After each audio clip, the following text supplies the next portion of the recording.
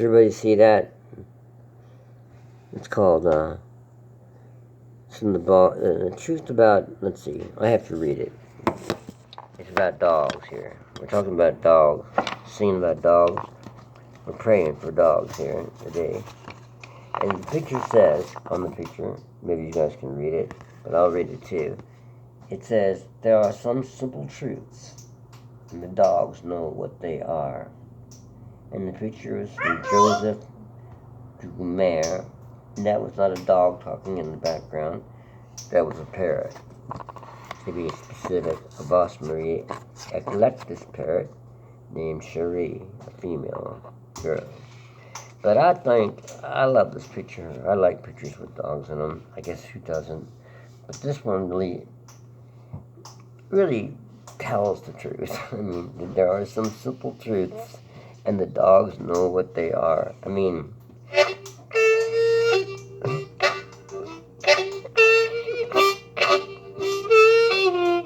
who doesn't? Who hasn't? Unless you're an unusual person. Who hasn't had a dog around them that really doesn't know the truth?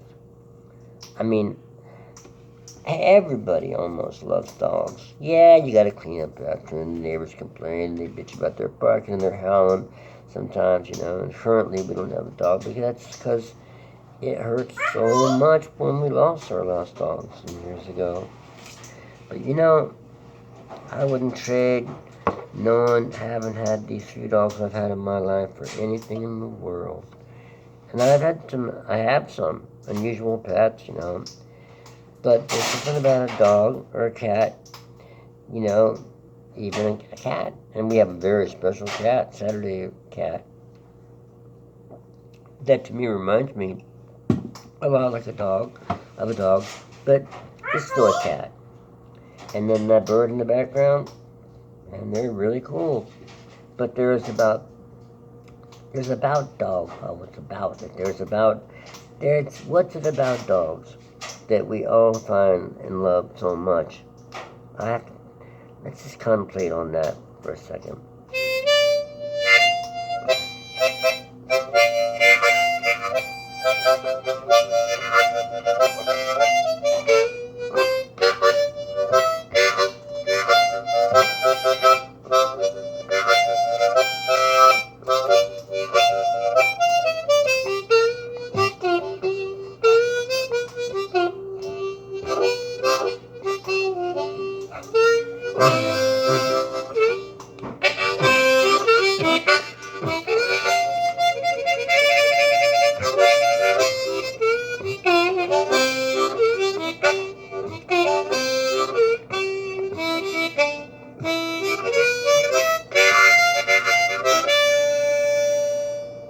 I mean, the last dog I had, her name was Sadie.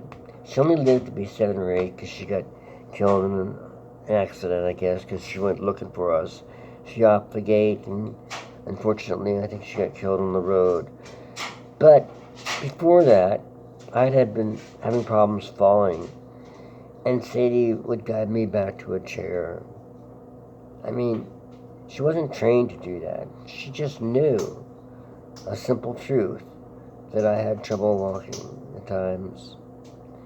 Before that, our friend Rocket had died in congestive heart failure one morning. We took him to the vet, and he was like a border collie mix. Sadie was kind of a hound, and he was a little older, but they both were, we both got them both spayed and neutered at the same time, 7 years before, and they wanted to be together. They just had met, and they just couldn't, they just wanted to be together always.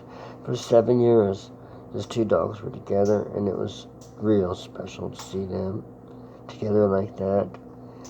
And Rocket, he died of congestive heart failure, as I said, in the morning, and that was in a town north of here. And then in the afternoon, I was at the hospital getting checked, or at a clinic getting checked, and maybe that night, could be that night, I was in the hospital, and it turned out that I had congestive heart failure. or some kind of a thing like that. Rocket, you could say, was giving me a warning to be checked out myself. And, I mean, everybody that has dogs that has stories like that, you know. And the sadness is that they don't have a real long lifespan. And part of that is, I think, that it's the general food that they, well, that fell, sorry, but that it's the food that's the commercial dog food that we feed our dogs. And if you can feed your dog more of a mix of dog food that you mix yourself, or you find out about how to mix better dog food, I think that can help your dog live longer.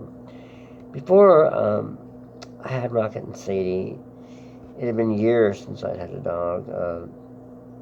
I had, you know, birds and a cat in Holland. I had a real sweet cat in Holland with my old partner there. But generally, I didn't have animals around for a while after I was 27 because I was traveling off and on too much, and just didn't allow for me to have an animal.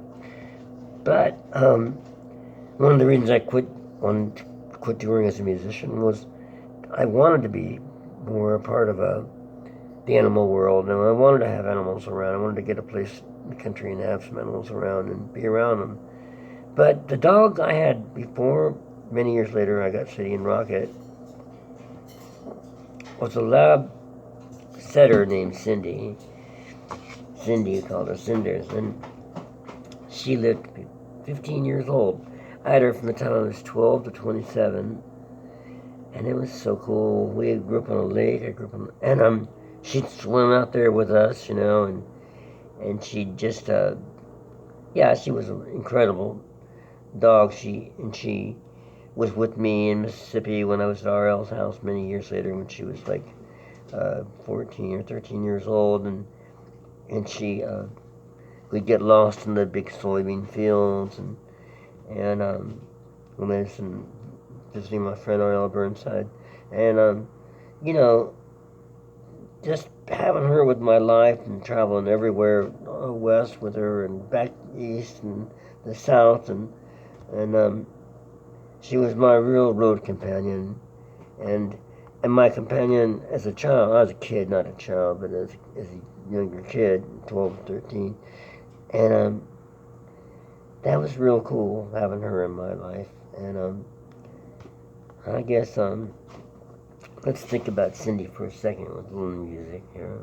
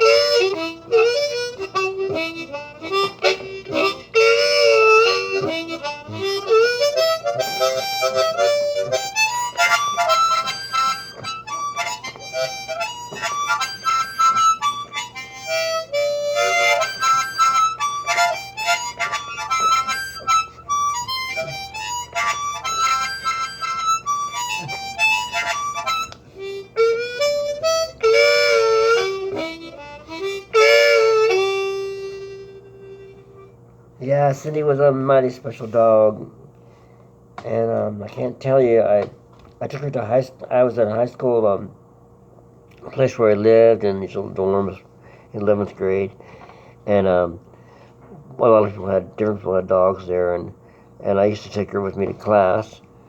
She learned more about geometry than I did, no doubt. So, you know, it was just wonderful growing up with her. And then at the same time, I got for a friend of hers, we got a basset hound, a 3-year-old basset hound named Eloise. And I felt bad for her because Cindy could grab Eloise's ears, long basset hound ears, and kind of pull her around, try that. Eventually, Eloise decided that she had enough of that, and she went walking off, and usually would walk off and find an old man and something, and wander off with him. And finally, after being brought home a couple times, she wandered off for good. So we never saw her again, and I just pray that she had a good home with an old man. And before that, as a younger kid, I had my older sister, got a Bedlington Terrier, and they look like lambs, And her name was Buttons, and Buttons. Yeah, she was a really cool dog too. Once again, no complaints about our dogs. I mean, she did, understandably, I left these guinea pigs out and she killed them, unfortunately. Shook them. They're a terrier and they go after, rodent-type animals. But that was my fault, not her fault. And the other dog I remember in our family's life before that was an English setter named Smokey that my dad had, and he got him. And unfortunately, they couldn't keep him because one of my two sisters, she was allergic to dogs and their fur and stuff. It's too bad, because he was a really cool dog too. However, they found a home for Smokey in the country, and they got Buttons. And the other, I had a little dog. I was out in the country in Virginia when I was 10, and I brought a puppy home for a while. But, when you bring a puppy home, call them Frosty, it's 10, and you have another older dog there, they don't always, they get a little bit jealous sometimes, so it didn't quite work out, so I had to bring her back. Anyway, and then before that, my mom had a dog when she was growing up in the 1940s, or the 30s, and I think she was older, in the 40s, and the dog was a Cocker Spaniel, and she called him Pitter Patter, or her Pitter Patter, because the noise that, the sound that the dog would make walking across the floor, Pitter Patter. And to me, when I think of that word Pitter Patter, I think of my mom's Cocker Spaniel, my mom's dog. But also, going back a little deeper, I think of sort of a simpler way of life. With something calling a dog Pitter Patter, because just the language of the time, the expressions of the time. Maybe it was during wartime, and, the way people dealt with things. Maybe in a little bit of a simpler way. And that kind of goes back to what, the dog is, what the man's referring to here, that there are some simple truths, and only the dogs know what they are. And I really believe that,